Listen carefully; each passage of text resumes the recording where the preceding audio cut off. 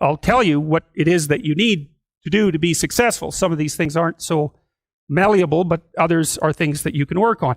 Well, IQ, well, that's a rough one because there's no evidence, as far as I can tell, that you can do a damn thing about your IQ.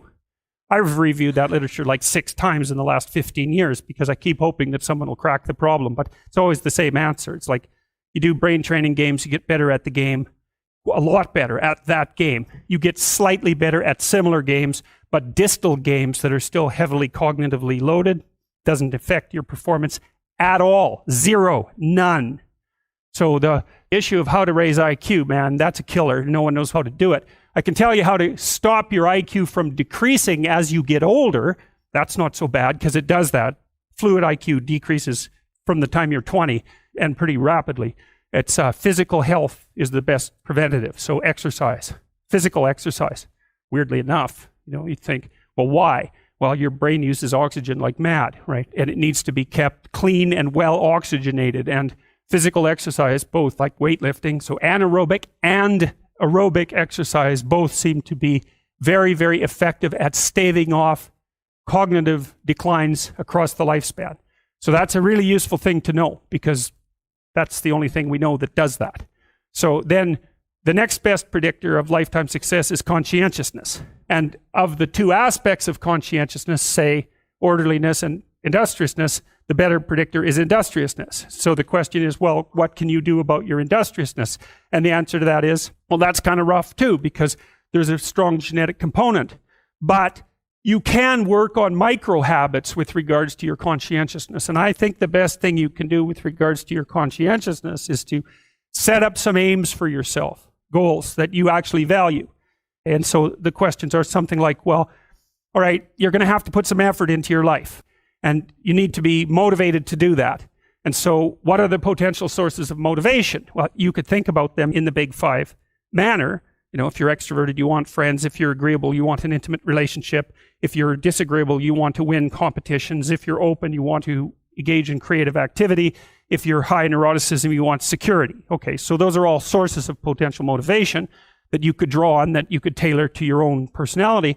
But then there are dimensions that you want to consider your life across. And so we ask people about, well, if you could have your life the way you wanted it in 3 to 5 years, if you were taking care of yourself properly, what would you want from your friendships? What would you want from your intimate relationship? How would you like to structure your family? What do you want for your career? Well, how are you going to use your time outside of your job?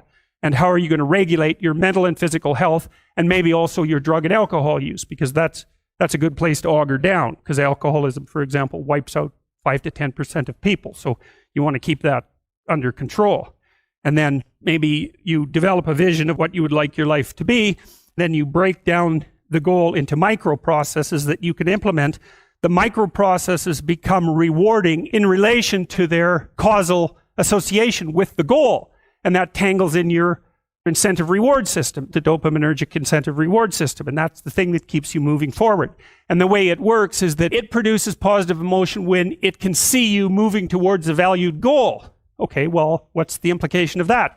Better have a valued goal, because otherwise you can't get any positive motivation working out. And so the more valuable the goal, in principle, the more the micro processes associated with that goal start to take on a positive charge.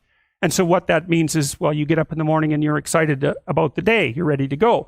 And so as far as I can tell, what you do is you specify your long-term ideal.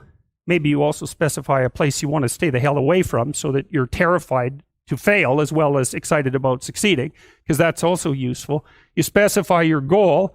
You do that in some sense as a unique individual. You want to specify goals that make you say, oh, if that could happen as a consequence of my efforts, it would clearly be worthwhile. Because the question always is, why do something? Because doing nothing is easy. You just sit there and you don't do anything. That's real easy. The question is, why would you ever do anything? And the answer to that has to be because you've determined by some means that it's worthwhile. And then the next question might be, well, where should you look for worthwhile things? And one would be, well, you could consult your own temperament.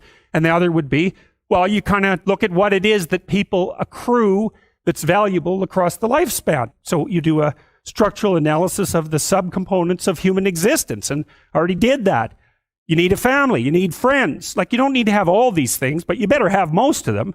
Family, friends, career, educational goals, plans for, time outside of work, attention to your mental and physical health, etc.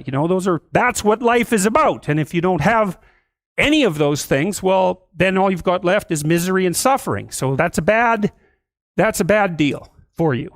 But once you set up that goal structure, let's say, and that's really, in many ways, that's what you should be doing at university. That's exactly what you should be doing, is trying to figure out who it is that you're trying to be, right? You aim at that. And then you use everything you learn as a means of building that person that you want to be. And I really mean want to be. I don't mean should be, even those things are going to overlap. And it's important to distinguish between those, and this is back down to the micro-routine analysis. So as I was saying, well, you're going to try to make yourself more industrious. Okay, number one, specify your damn goals, because how are you going to hit something if you don't know what it is? That isn't going to happen. And often people won't specify their goals too, because they don't like to specify conditions for failure. So if you keep yourself all vague and foggy, which is real easy, because that's just a matter of not doing as well, then you don't know when you fail. And people might say, well, I really don't want to know when I fail because that's painful. So I'll keep myself blind about when I fail. That's fine, except you'll fail all the time then. You just won't know it until you've failed so badly that you're done. And that can easily happen by the time you're 40. So I would recommend that you don't let that happen. So that's willful blindness, right? You could have known, but you chose not to. Okay, so once you get your goal structure set up, you think, okay, if I could have this life, looks like that might be worth living, despite the fact that it's going to be, anxiety provoking and threatening, and there's going to be some suffering and loss involved and all of that. Obviously, the goal is to have a vision for your life such that, all things considered, that justifies your effort. Okay, so then what do? Then you turn down to the micro routines. It's like, okay, well, this is what I'm aiming for. How does that instantiate itself day to day, week to week, month to month? And that's where something like a schedule can be unbelievably useful. It's like, make a damn schedule and stick to it. Okay, so what's the rule with a schedule? It's not a bloody prison. That's the first thing that people do wrong. They say, well, I don't like to follow a schedule. Well, what kind of schedule are you setting up? Well, I have to do this, then I have to do this, then I have to do this, and then I just go play video games, because who wants to do all these things that I have to do? It's like, wrong. Set the damn schedule up so that you have the day you want. That's the trick. It's like, okay, I've got tomorrow. If I was going to set it up so it was the best possible day I could have, practically speaking, what would it look like? Well, then you schedule that. And obviously there's a bit of responsibility that's going to go along with that, because if you have any sense, one of the things that you're going to insist upon is that at the end of the day, you're not in worse shape than you were at the beginning of the day, right? Because that's a stupid day. If you have a bunch of those in a row, you dig yourself a hole and then you bury yourself in it. It's like, sorry, that's just not a good strategy. It's a bad strategy. So maybe 20% of your day has to be responsibility and obligation, or maybe it's more than that, depending on how far behind you are. But even that, you can ask yourself, okay, well, I've got these responsibilities. I have to schedule the damn things in.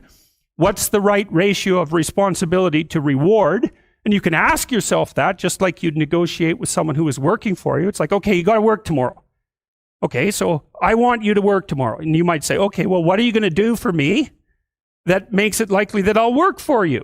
Well, you could ask yourself that, Maybe you do an hour of responsibility and then you play a video game for 15 minutes. I don't know, whatever turns your crank, man. But you have to negotiate with yourself and not tyrannize yourself. Like you're negotiating with someone that you care for, that you would like to be productive and have a good life. And that's how you make the schedule. And then you look at the day and you think, well, if I had that day, that'd be good. Great.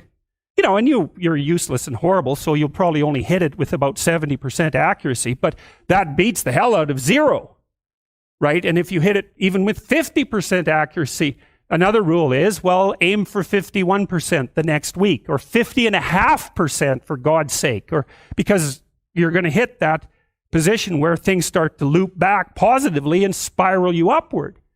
So that's one way that you can work on your conscientiousness, is to plan a life you'd like to have.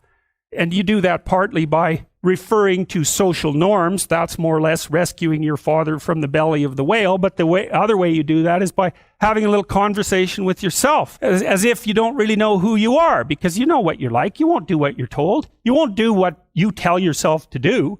You must have noticed that. It's like you're a bad employee and a worse boss, and both of those work, for you. You don't know what you want to do, and then when you tell yourself what to do, you don't do it anyways. You should fire yourself and find someone else to be. But my point is that you have to understand that you're not your own servant, so to speak. You're someone that you have to negotiate with, and you're someone that you want to present the opportunity of having a good life to. And that's hard for people because they don't like themselves very much. So, they're always like cracking the whip and then procrastinating, and cracking the whip and then procrastinating. And it's like, God, it's so boring and such a pathetic way of spending your time. And you know what that's like because you probably waste like 6 hours a day. And I think we did an economic calculation about that a while back, right? Your time's probably worth $50 an hour, something like that. I mean, you're not getting paid that now, but you're young. And so this is investment time. And what you do now is going to multiply its effects in the future. So let's say it's $50 an hour, which is perfectly reasonable. So if you waste 6 hours a day, and you are, then you're wasting about $2,000 a week or about $100,000 a year. So go ahead, but that's what it's costing you every hour. And you need to know what your damn time is worth. So let's say it's not $50, it's 30, whatever. Maybe it's 100. It's somewhere in that range.